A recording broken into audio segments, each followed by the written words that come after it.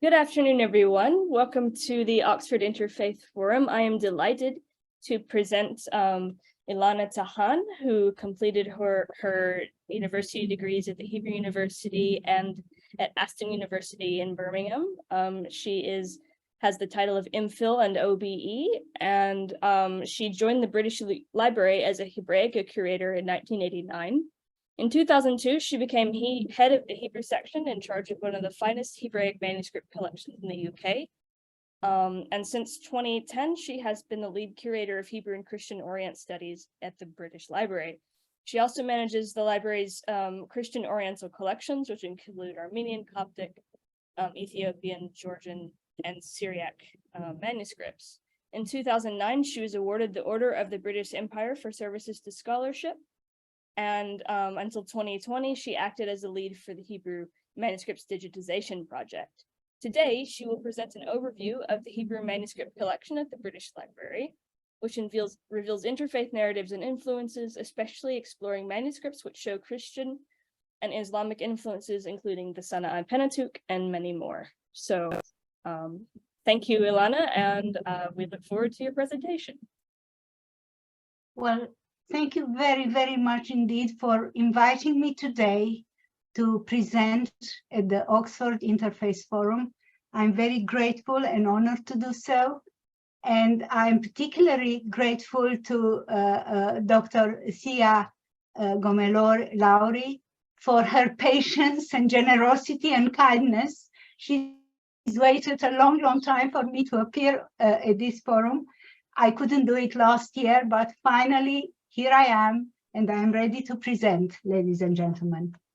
So without further ado, I'd like to start sharing my screen. Colleagues, ladies and gentlemen, today's presentation will focus on the treasures found at the British Library, and I will be presenting this lecture in three parts. The first part will be devoted to a brief historical overview of the British Library's Hebrew collection. That will be followed by Hebrew manuscripts from the Near East, with examples of holdings from the British Library. And lastly, I'll be speaking about the famous Sanaa Pentateuch.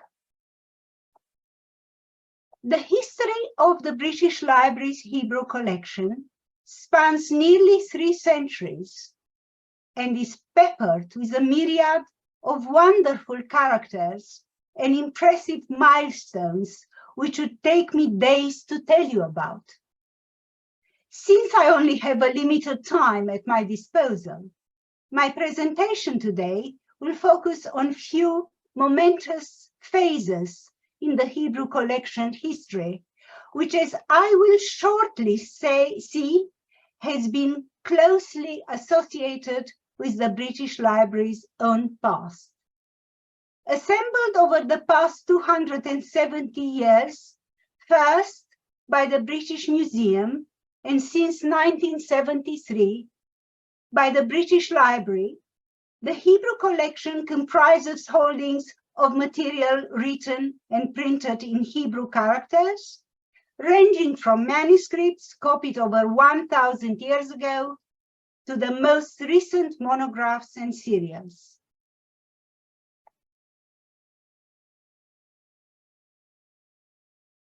The collection is an unparalleled scholarly resource of international standing.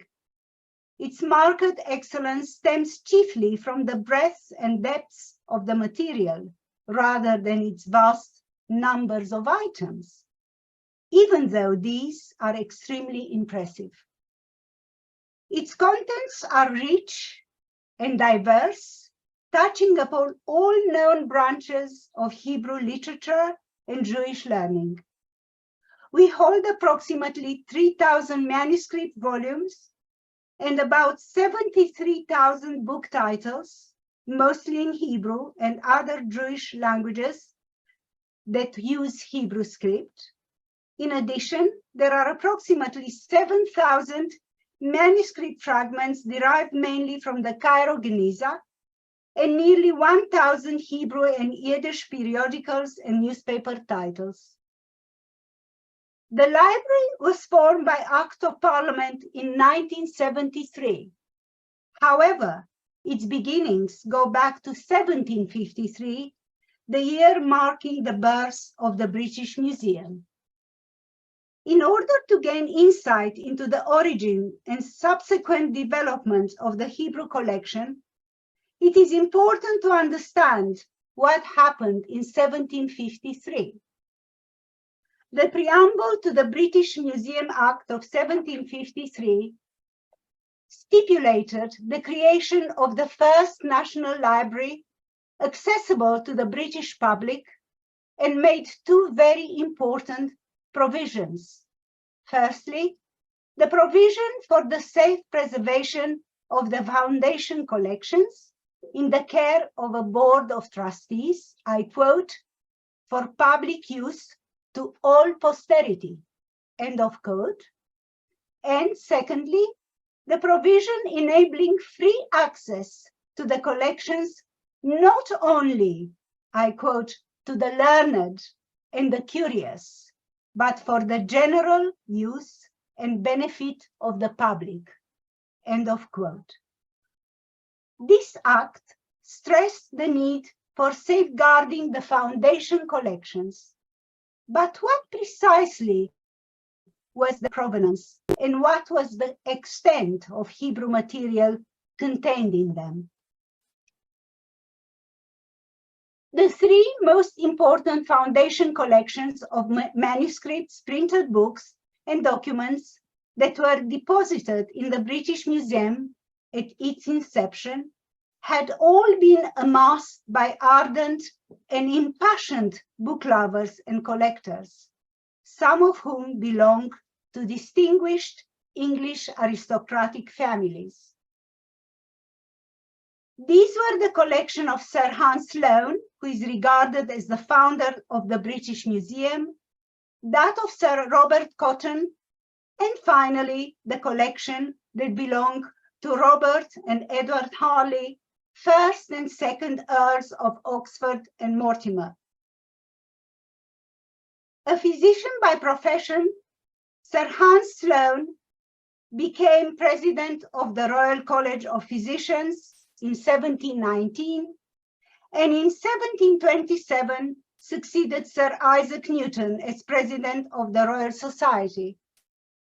Acknowledged as the greatest collector of his time, Hans Sloane had managed to build up an impressive library comprising valuable antiquities from Greece, Rome, Egypt, and the Orient, drawings, coins, and medals, as well as considerable numbers of books and manuscripts of indisputable importance. He began collecting in earnest at the age of 31 and was still augmenting his library's intake at the age of 90.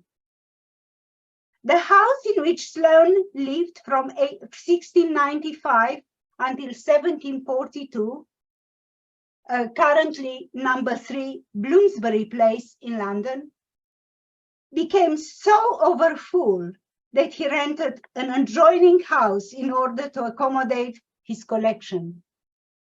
On his death in 1753, he had managed to amass some 80,000 objects, 40,000 books, and over 4,000 manuscripts.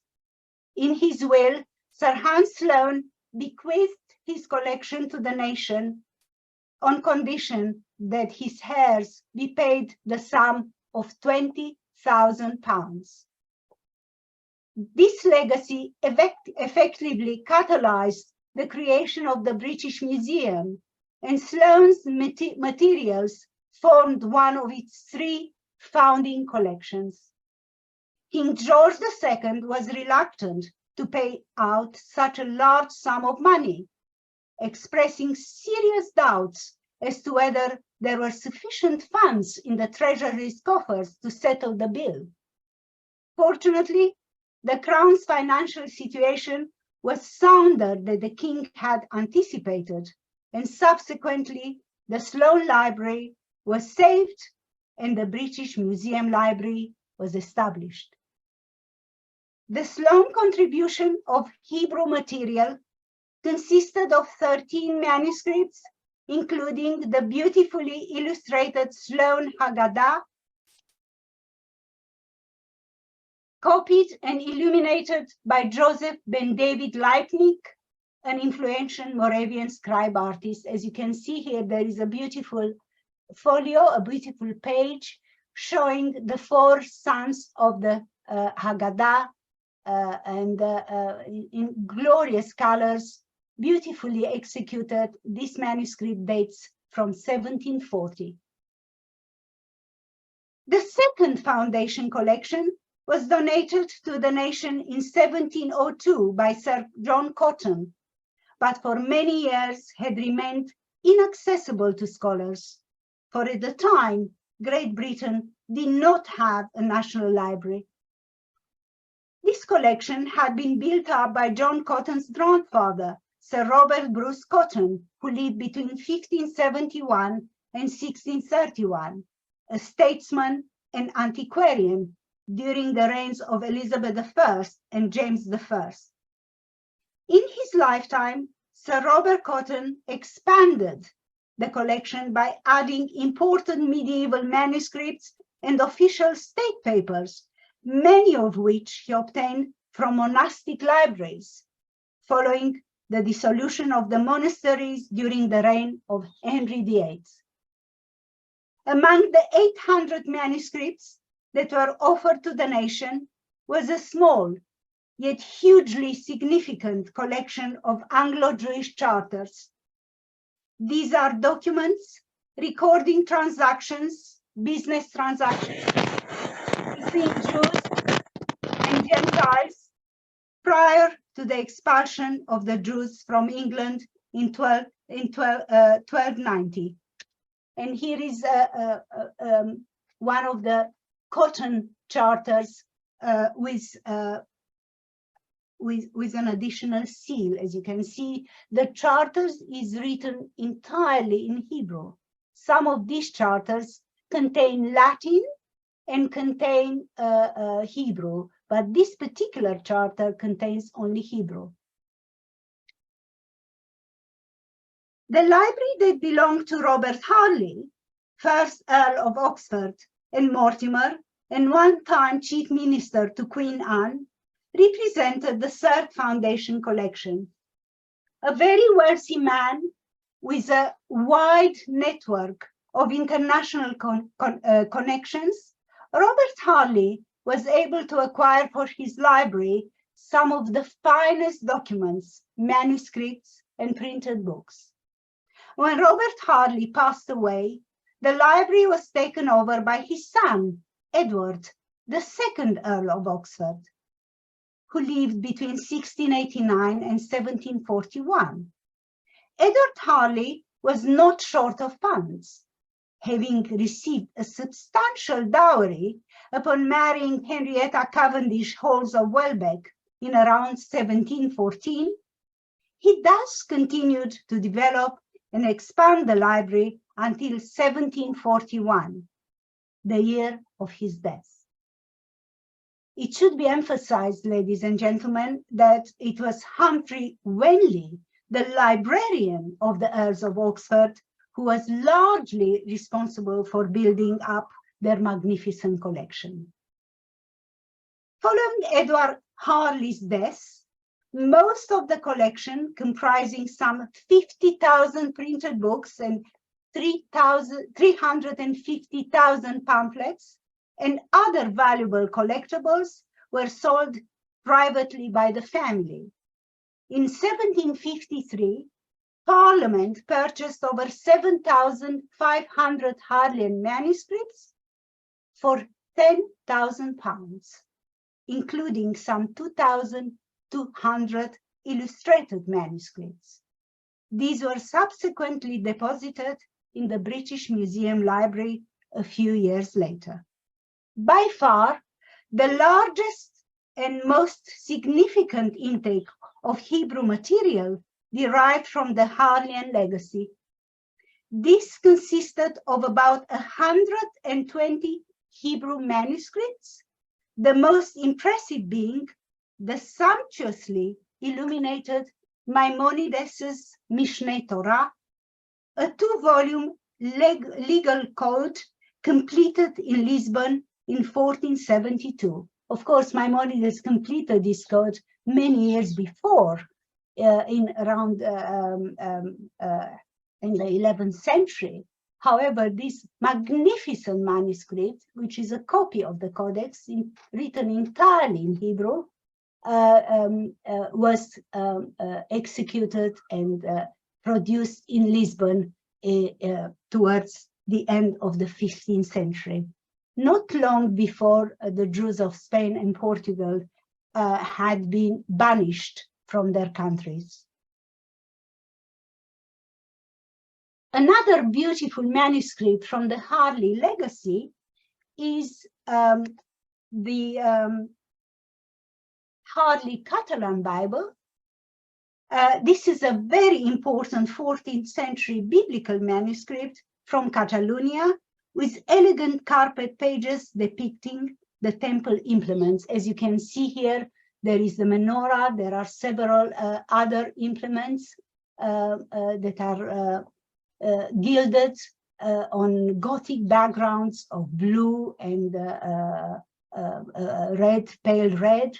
And this is a magnificent, very heavy Bible, and it's twinned with the Duke of Sussex Catalonian Bible, which we also hold at the British Library. In 1759, when the British Museum opened its doors to the public, King George II bequeathed to the nation the Old Royal Library. I have to mention here, before I go further, that after the deaths of the Harleys, there are several other legacies that came into the British Museum Library, all of which contain Hebrew material. And I've listed them here. We had the Old Royal Library that was founded by Edward IV in the 15th century, and 7 manuscripts from that legacy. Then we had the Solsona Bible. We had a splendid manuscript from the Duke of Sussex, and we also had the Joseph Almanzi collection, and also the the Moses Gaster collection, which was added in 1924-25. As I said, in 1759, when the British Museum opened its doors to the public, King George II bequeathed to the nation the Old Royal Library, which had been founded in the 1470s by King Edward IV. The royal gift added 7 Hebrew manuscripts to the Hebrew collection, and among these was a beautiful copy of Maimonides' Moreh Nevuchim, the Guide for the Perplexed. Here is an image from that manuscript, and this manuscript was in the Hebrew translation of Samuel ibn Tibbon and was copied in a Spanish hand dated 1307. The expansion of the Hebrew manuscript collection continued steadily in the decades following the establishment of the British Museum Library. The beginning of the 19th century saw the accession of a fine biblical codex completed in Solsona in Spain in 1385. And here is a magnificent page from that manuscript showing the menorah. The manuscript is known as King's I and belongs to the royal collection of 446 manuscripts that King George IV bequeathed to the British Museum in 1823. In the following 2 decades, additional Hebraic and Judaic hand-copied books that formerly belonged to English aristocratic collections ended up in the British Museum Library. One of the most remarkable was undoubtedly Augustus Frederick, Duke of Sussex Library. Accounts of the Duke's library emphasized that it was built up volume by volume rather than by en bloc purchases of entire libraries. This process was largely undertaken from 1819 to 1830 by Thomas Joseph Pettigrew, who was both the Duke's surgeon and his librarian. In 1827, the Duke of Sussex Library consisted of upward of 50,000 volumes of manuscripts and printed books. 12,000 were manuscripts, 300 of which came to the British Museum, and among these, 51 were Hebrew manuscripts. After the Duke's death, his possessions, including his library, were sold by Evans, an auction house, at a sale lasting 23 days. You can imagine a huge library, starting on July the 1st, 1844. And the sale yielded 6 splendidly illuminated Hebrew manuscripts, which included the Duke of Sussex splendidly crafted German Pentateuch. You have here 2 magnificent pages from that manuscript. It was created around at the turn of the 14th century, around 1300s, in the area of Lake Constance. And here you have not only one of the main pages opening one of the sections in the Hebrew Bible, but also a page showing a beautiful micrography in the margins. A significant development in the history of the Hebrew collection occurred in 1865, when the museum acquired 322 Hebrew manuscripts from the Joseph Almansi's legacy. A Paduan merchant with an insatiable passion for books, Almansi inherited from his father the library of the famous traveler and Kabbalist Rabbi Haim Joseph David Azulai, which he enhanced and turned into a remarkable asset. The jewel in the Almansi collection is undoubtedly the magnificent Golden Haggadah, which is a Passover liturgy copied and illuminated in Catalonia in the early 14th century. And here you have 2 pages from that magnificent manuscript. The year 1924-25, the years 1924-25 marked the last major phase in the history of the Hebrew manuscript collection, when approximately 1,100 manuscripts from Dr. Moses Gaster's library were purchased by the British Museum.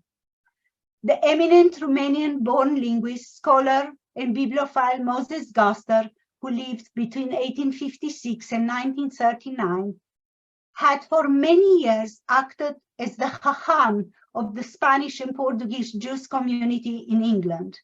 In the Gaster collection, there is a very small number of early medieval works, yet a fair number of 18th and 19th century manuscripts, as well as copies of earlier manuscripts. A particular strength in the Gaster collection are about 100 Samaritan manuscripts covering biblical, liturgical, as well as linguistic, calendrical, and astronomical texts. Moses Gaster was the foremost Samaritan scholar of his day and a polymath, whose input to many fields of study has still not been adequately recognized. And now I'm showing you a manuscript from the Gaster collection. I have selected a Pentateuch, a Samaritan Pentateuch, that was completed in Nablus, in the Holy Land, in 1905. This is the beginning of Exodus. It's a very beautiful manuscript, but not very early. And now, ladies and gentlemen, Let us shift our attention to the second topic of today's presentation, which is, of course, Hebrew manuscripts from the Near East. It is important to emphasize that the evolution of Hebrew manuscript art is interlinked with the history of Christian and Islamic art. 20th century art historians whose studies influenced markedly our understanding of Hebrew manuscript art, such as, for example, Joseph Gutman and Bezalel Narkis, maintained that there was no independent medieval Jewish artistic evolution. This, they argued, reflected Jewish history, which, unlike other continuous entities, developed and evolved within multiple societies, cultures, and civilizations. There were constant interactions, exchanges of knowledge, and influences between Jewish people and their neighbors in the communities where they lived. Critical examination of miniatures covering roughly 800 years, from 900 to 1700 AD, revealed the stylistic trends prevailing in non-Jewish society had on Hebrew hand-copied books. This has been evident in medieval Hebrew manuscripts originating in Christian areas, and equally in the Islamic lands of the Near East, namely Babylonia, the Holy Land, Egypt, Persia, Syria, and Yemen. Let us now look at some concrete examples from the holdings of the British Library Hebrew collection. The first manuscript that I've selected for this evening's presentation is the KARAITE Book of Exodus. This is a 10th century manuscript. This important 10th century KARAITE Book of Exodus was endowed with exquisite carpet pages that you can enjoy here, decorated with stylized flowers and gilded geometric borders, executed in Islamic style. As in early Qurans, the ornamentation in this fragmentary Bible is chiefly functional, filling out incomplete lines or indicating major textual divisions. Typical motifs, such as zigzag bands, gold-tinted palmette chains, and geometric interlacing in harms in gold, were adapted from Muslim designs. You can see here a zoomed image, a detailed image from this manuscript. And you can see the gilded motifs that are acting as fillers, ends of lines of or beginnings of important sections in the text. Moreover, what we notice here is that the Hebrew biblical text in this manuscript was penned in Arabic script. So what we see here is Arabic script, but the text is Hebrew text. The vowels were added in red ink, with the accents and diacritical marks penned in green. I don't think you can see the green very well, but you can see the red marks, the red vowels, sorry. This codex belongs to a group of Bibles produced in the Holy Land and Egypt between the 9th and 12th century. Many of these Bibles were written for Karaites. The Karaites, a Jewish sect founded in Babylonia in the 8th century AD, broke away from conventional Judaism and rabbinic tradition, accepting instead the Hebrew Bible as their only form of religious authority. The Karaites often used Arabic to transcribe the Hebrew Bible, as we can see in this very beautiful example. The next slide comes from a very important early Bible, which used to be in Moses Gaster's library, and it is called the First Gaster Bible. Again, this is a manuscript that was probably produced in either Egypt or the Holy Land around the 10th century. It's a fragmentary Bible. The First Gaster Bible shows unmissable signs of wear and tear. Its 1,000-year-old parchment folios displaying fine calligraphy, Masoretic rubrics, and gilded embellishments testify nonetheless to its former glory. What originally may have been a complete manuscript of Ketuvim writings has survived in a fragmentary state comprising just portions from the books of Chronicles, Psalms, Proverbs, Ruth, Ecclesiastes, Esther, and Daniel. The manuscript provides a very good example of manuscript illumination from the Islamic East. Islam's aniconic approach had a profound and lasting impact on Hebrew manuscripts created in Muslim lands. The decorations found in extant Hebrew Bibles produced in these areas strongly suggest that Jewish scribes and artists would have had access to decorated Islamic handwritten books which influenced their own art. Like Qurans, early Hebrew Bibles are devoid of human and animal imagery, and their ornamentation is essentially functional. Carpet pages with geometric and arabesque design, micrography, and divisional motifs adapted from Islamic art typify their decoration.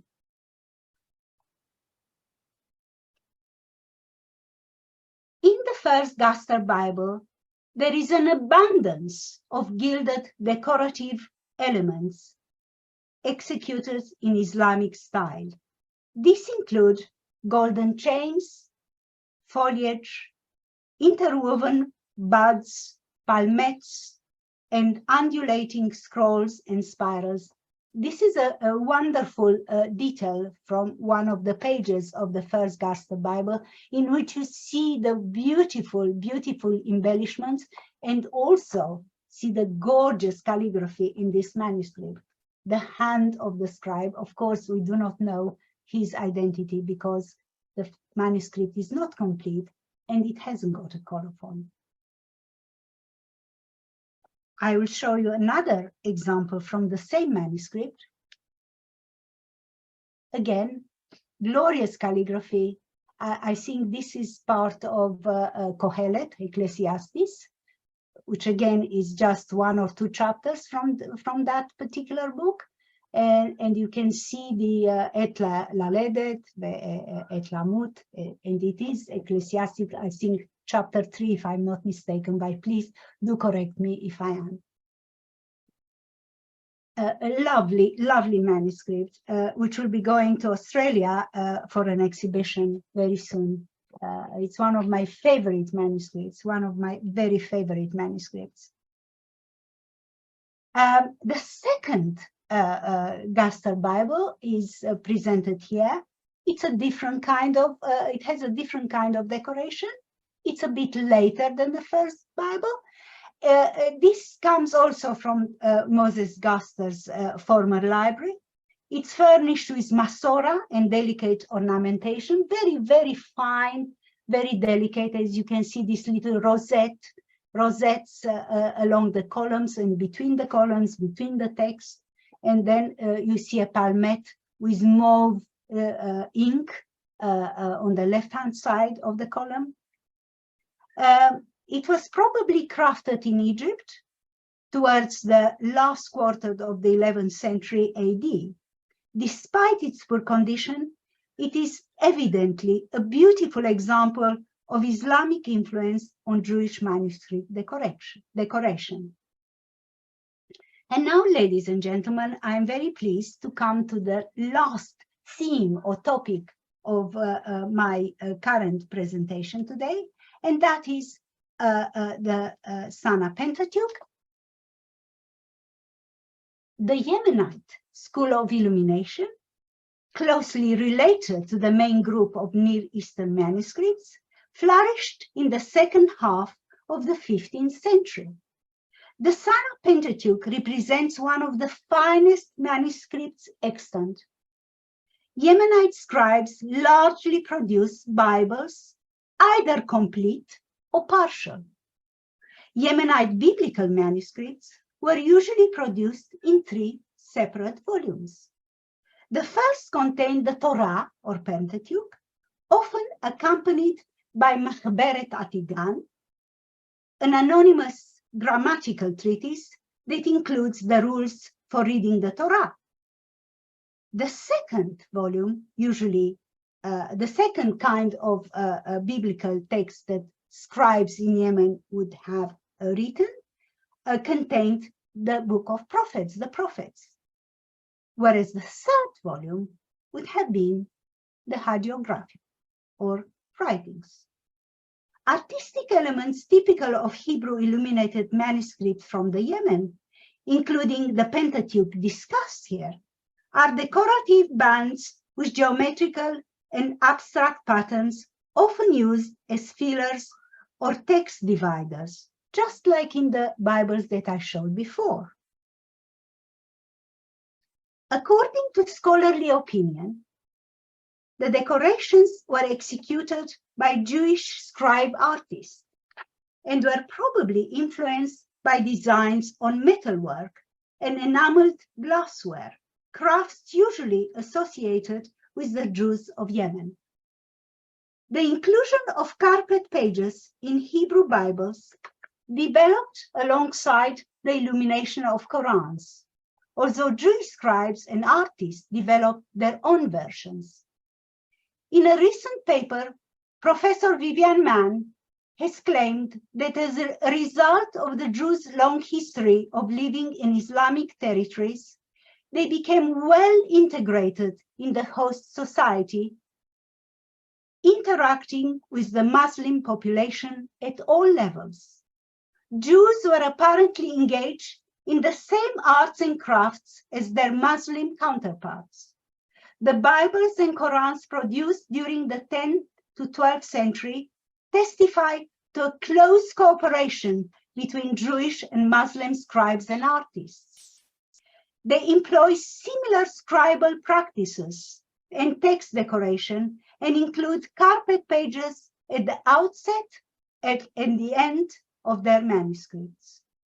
This tradition is also evident in the Sanaa Pentateuch, which was, of course, created many centuries after.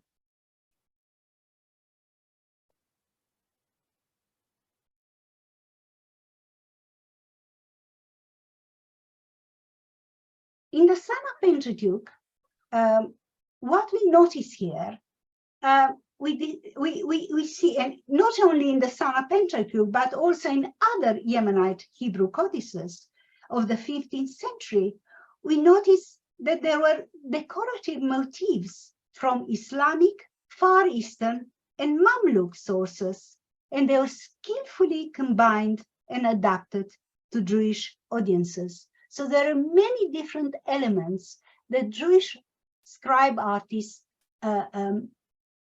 introduced in their manuscripts. And of course, this manuscript, the Sanaa Pentateuch, is a beautiful and excellent example of all the art that the Islamic art that influenced its creation.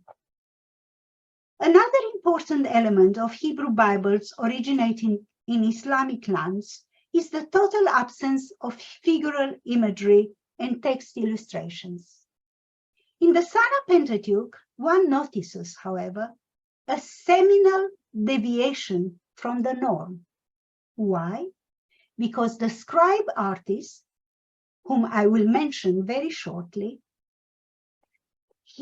what he did was he fashioned the micrographic text into fish, which is completely a total departure from the norm. Before that, micrography was mainly geometric shapes, geometric designs, this kind, of motifs that we found.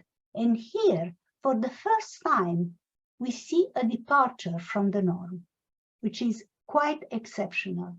And you can see that in these beautiful carpet pages in front of you. Displayed on these exquisite carpet pages are stylized representations of fish swimming in the deep sea in a central roundel. Flanking the roundel, in the upper and lower sections, are mountain peaks, also in micrographic designs.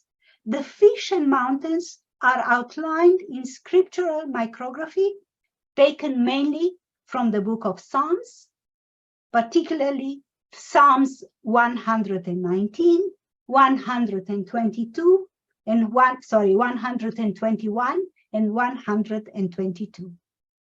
The influence of local Islamic art on Jewish book production is clearly visible in the elaborate colophon pages in the manuscript. These are folios 154V and 155R in the Sanaa Pentateuch. These splendid carpet pages featuring Arabic calligraphy and floral and geometric patterns look strikingly Muslim in style.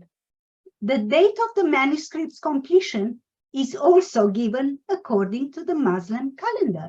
I quote, "Finish the 6th of Safar of the year 874, which corresponds to 15th of August, 1469, according to the Jewish calendar." The Jewish patron's name appears in the Arabic also. It's not the in the Hebrew version. And he's here inscribed as Ibrahim, Ibn Yusuf, Ibn Sa'id, Ibn Ibrahim al-Israeli.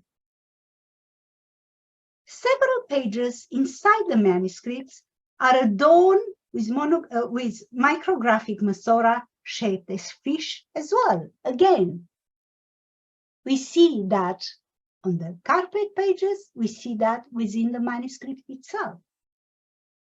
What else do we see here? We see geometric interlacing, rosettes, and stylized knots.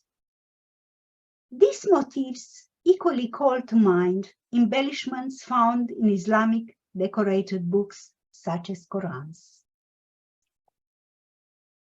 Although the colophon lacks the scribe's name, the handwriting and layout in the Sanaa Pentateuch are strongly reminiscent of the style of Benaiah ben Seadia ben Zechariah ben Margaz, a prominent Yemenite Jewish scribe who worked on several commissions for the same patron. The patriarch of the leading Sanaa family of scribes, Benaiah, was responsible for copying numerous manuscripts between 1450 and 1493, among them 3 held in the collection of the British Library. A formal Prophets, completed in 1468, Oriental 2210, a later Prophets with the Targum Onkelos, completed in 1475, this is Oriental 2211, and the 3rd manuscript containing the Hagiographa, which is Oriental 2375, written in the 2nd half of the 15th century. Ladies and gentlemen, I've completed the 3 topics, the 3 themes I wanted you to learn about today. And I've come to the last bit of my presentation, which are my conclusions. There are 3 of them.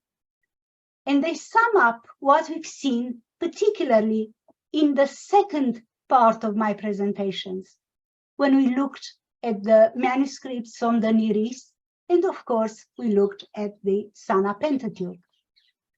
Now, what we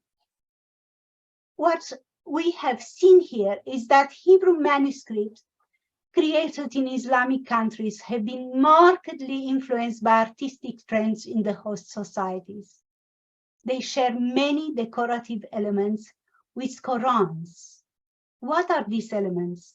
Non-figural art, elaborate carpet pages, functional ornamentation, gilding. These artistic traits chiefly prevailed in Hebrew Bibles created in the Near East between the 9th and the 12th century. However, many are also evident in biblical manuscripts from 50th century Yemen. Thank you very much indeed for your attention.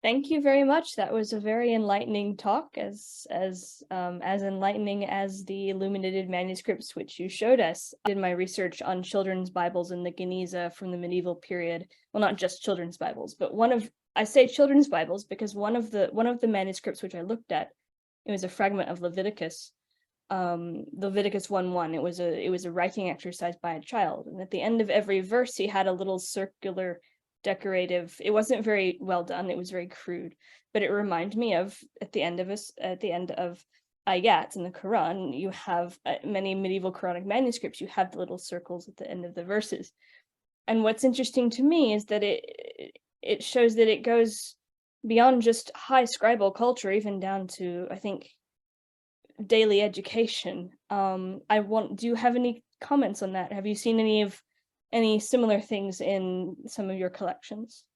I'm afraid I haven't seen. As I said, we have Geniza fragments, but our Geniza collection is quite small. It contains just 7,000 fragments. If I say just 7,000, it's a lot, but it's not comparable to the Geniza collection that we have in Cambridge, of course, Taylor Schechter Geniza collection. So, of course, in the Taylor Schechter, you have a lot more, including primers. I've seen primers from the Taylor Schechter. But you are talking about that the kids are actually learning to write passages from the Torah. Mm-hmm. They were decorating them. And they had little, yes, it was Yes. fascinating. Well, unfortunately, there is none of this kind of manuscripts. We don't have this kind of manuscripts in our collection.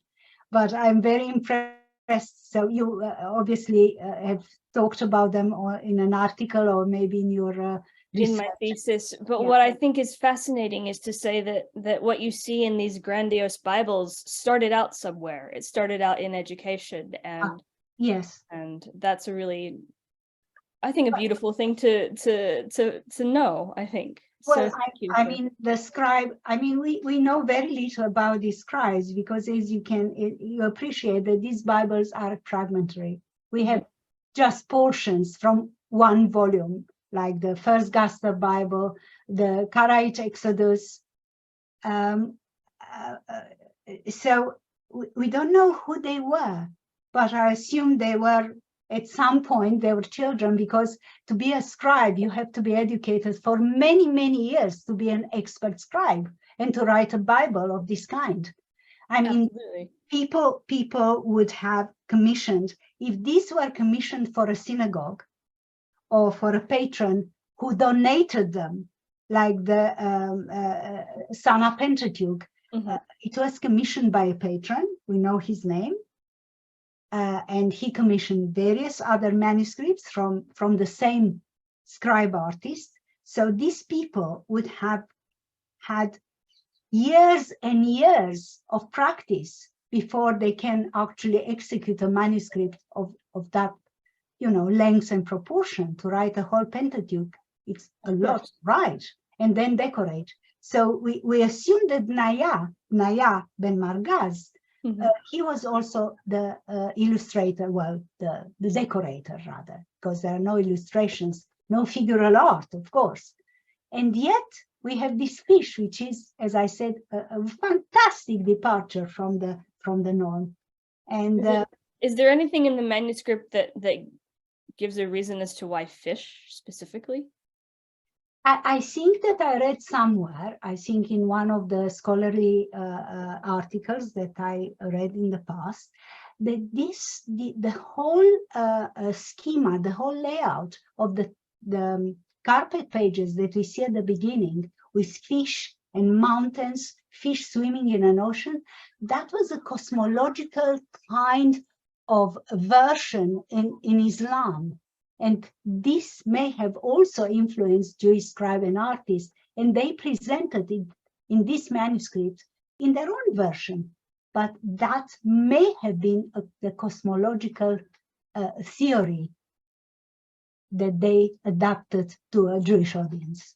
Thank you, Ilana, very much. I want to direct your attention now, everyone, to 2 announcements for upcoming events. So on the 18th of July, at the same time, 6 to 7 p.m., we have Professor Leslie Smith, Professor of Medieval Intellectual History from Oxford, who will be giving a talk on a medieval Franciscan consults the Jews, Nicholas of Lyra, on how to imagine the temple. So please do register for that if you're interested. And then on the 3rd of July, Gary Rensburg, a professor of Jewish Studies and History at Rutgers, will present the Dead Sea Scrolls at 75s, the texts, their contents, and the coalescence of Jewish and Christian scholarship. So please do make sure you register for that. And we are very happy to have all of you here. And thank you again, Ilana. And everyone stay cool and enjoy your summer. Thank you very much indeed for inviting me. Thank you. Thank you so much. Thank you. Bye.